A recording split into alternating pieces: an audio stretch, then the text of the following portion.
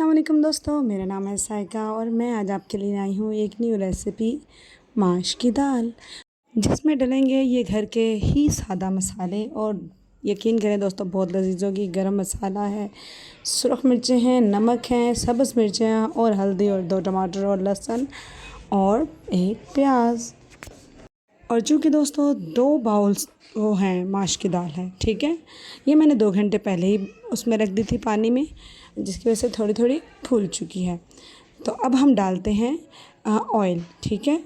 2 बड़े चम्मच ऑयल डालते हैं किसमें, देगची में, और इसको बनाना शुरू करते हैं।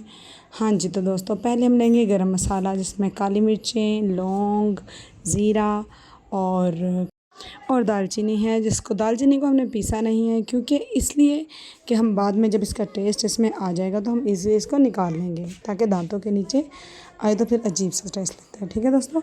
उसके बाद हमने डाला है इसमें 1 प्याज कटा हुआ, ठीक है, और लहसुन हम अब पीस लेंगे। जब तक हमारे प्याज जो हैं वो गोल्डन होंगे तब तक हमारा लहसुन भी रेडी हो जाएगा। इसमें हम खुश्क धनिया डाल देंगे, ठीक है दोस्तों।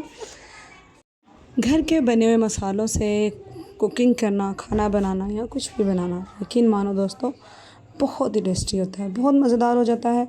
अगर हम इनको सही तरतीब से डालेंगे तो ये बहुत लजीज बनेगा, ठीक है दोस्तों। अब हमने डाला है इसमें लहसुन और खुश्क धनिया जो कि पीसे हुए थे। अब हम इसे साथ साथ हिलाएंगे ताकि देगची के साथ लग ना जाए, और आप इसमें मिक्स भी करेंगे इसको, ताकि इसमें और जो मसाले डालने हैं वो भी अच्छी तरह इसमें जज़्ब हो जाएं, ठीक है। और प्याज भी तब तक सॉफ्ट हो जाएंगे। लहसुन को भी हमने थोड़ा सा भूनना है ताकि वो भी गोल्डन हो जाए और इसमें स्मेल भी ना आए, ठीक है। अब हम डालते हैं सुरख मिर्चें, नमक और हल्दी। 1.5 चम्मच चूँकि सुरख मिर्चें हैं और हल्दी 1 चम्मच है और नमक जो है वो है 2 चम्मच। अब दोस्तों इन मसालों को आपने अच्छी तरह भूनना है, बहुत अच्छी तरह, ठीक है। भून के थोड़ा सा डाल दीजिए इसमें पानी, ताकि जलने ना लग जाए, ठीक है दोस्तों। हम आहिस्ता आहिस्ता अब इसको भूनते हैं क्योंकि हमने पानी भी थोड़ा सा डाल दिया है। थोड़ा सा हिलाइए इसको अच्छी तरह से, ठीक है। और अब इसमें डाल दीजिए टमाटर, ठीक है दोस्तों। ये मसाला थोड़ा सा रेडी है। अब हमने डाले हैं इसमें काट के टमाटर, 2 टमाटर डाल दिए हैं, ठीक है।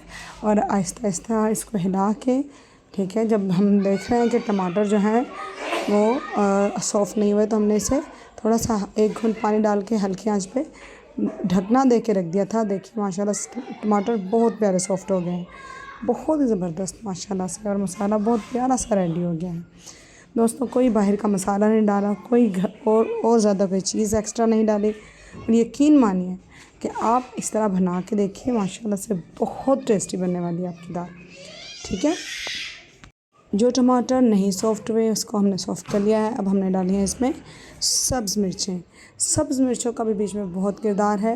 यकीन मानिए कि हम अगर थोड़ा सा पहले भूनते हुए इसको डाल देंगे तो इसका एक अलहदा टेस्ट आएगा खाने में, ठीक है। और अगर आप सुरख मिर्चों की मिकदार चूँकि खानों में कम करेंगे ना, तो यकीन मानिए सब्ज़ मिर्चों का भी बहुत अच्छा टेस्ट है। अब हम डालेंगे इसमें माश की दाल, जो कि हमने 2 घंटे से भिगोई हुई थी पानी में। माशाल्लाह से फूल भी गई है और अच्छी लग रही है, ठीक है, थोड़ी बहुत सॉफ्ट भी हो जाती है। अब हम इसको भूनेंगे बहुत ही अच्छी तरह से, क्योंकि हमने तमाम मसाले इसमें ऐड कर दिए हैं। अब सिर्फ हमने दाल को पकाना है, ठीक है दोस्तों। भूनना भी है और पकाना भी है जी। इसको हिला के ढकना दे के, ठीक है, आपने रख देना है। और आप यकीन मानिए कि जिस पानी में हम लोग दाल को भिगोते हैं ना पानी में, उसी का ही टेस्ट बहुत ज़बरदस्त हो जाता है अगर हम दाल में डाल के वही पानी तो फिर दाल को बनाएं, ठीक है। यकीन मानिए आहिस्ता आहिस्ता हम इसको भून रहे हैं और ये बहुत ही प्यारी बनने वाली है माशाल्लाह से। कलर तो आप देख ही रहे हैं कि आपको लग ही रहा होगा कि कलर बहुत प्यारा आ रहा है और इंशाल्लाह टेस्ट भी बहुत ही ज़बरदस्त आएगा। तो दोस्तों साथ साथ आपने चेक करते रहना है कि दाल जो है वो अभी तक मतलब खड़ी तो नहीं है, मतलब रेडी हो गई है, पक गई है, सॉफ्ट हो गई है। और आप ये भी देखिएगा कि जब तक कि जो पानी हमने साथ डाल दिया है, जब तक वो ड्राई होगा ना, तब तक दाल माशाल्लाह से बिल्कुल रेडी भी हो जाएगी। और हमने कोशिश करनी है कि यही पानी रहे, इससे ज़्यादा हम और ना डालें, क्योंकि इंशाल्लाह इसमें ही पक जाएगी। जी तो दोस्तों देखा है दाल को, अभी नहीं पकी, अभी कच्ची है। इसे फिर ढाँप के रख दीजिए। जितनी आप इसे स्टीम में पकाएंगे उतनी ही बड़ी मज़े की बनेगी। स्टीम का आपको पता है एक अलग ही टेस्ट होता है। हिलाते रहिए साथ साथ ताकि लगे ना, ठीक है।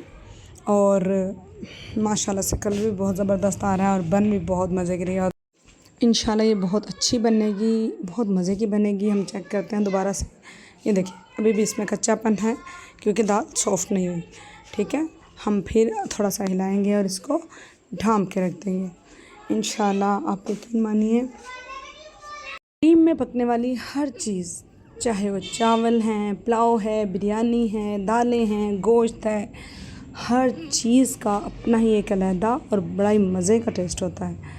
जी तो दोस्तों हमारी दाल काफ़ी हद तक रेडी भी हो गई है और माशाल्लाह से इसका घी जो है वो भी ऊपर आ गया है और लग भी रहा है कि बहुत मज़े की बनी है। मैं जो है ना वो दाल हमेशा थोड़ी सी रसली रखती हूँ क्योंकि बहुत ज़्यादा ड्राई नहीं करती, लेकिन अगर ये बहुत ड्राई भी बने तो तब भी बहुत मज़े की बनती है। हमारी रेसिपी दोस्तों हो गई है तैयार, दाल हो गई है सॉफ्ट। हमारी रेसिपी अगर पसंद आ जाए तो प्लीज़ लाइक और सब्सक्राइब ज़रूर कीजिएगा। अल्लाह हाफ़िज़।